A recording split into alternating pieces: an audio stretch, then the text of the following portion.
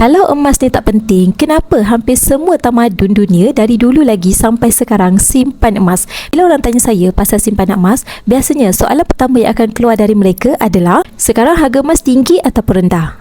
Dari situ sebenarnya kita dah boleh nampak tahu cara orang berfikir. Kebanyakan orang, mereka akan fokus dengan harga dan dia akan nampak emas ni sebagai alat hanya untuk trade sahaja. Bagi orang yang konsisten simpan emas, mereka akan nampak emas sebagai alat untuk bina disiplin dalam keuangan. Sebagai dealer Public Gold, saya sebenarnya sangat jarang bercakap tentang graf ataupun harga emas. Ini lebih banyak bercakap tentang graf emas. Lebih kepada bulan ni dah tambah berapa gram. Nak simpan emas, sebenarnya tuan-puan tak perlu pun pandai untuk baca market. Tak perlu tunggu timing yang paling cantik untuk simpan ataupun mulakan tabungan emas. Sebab yang kita kejar bukan timing tau, tapi yang kita kejar adalah berapa gram yang kita dah ada.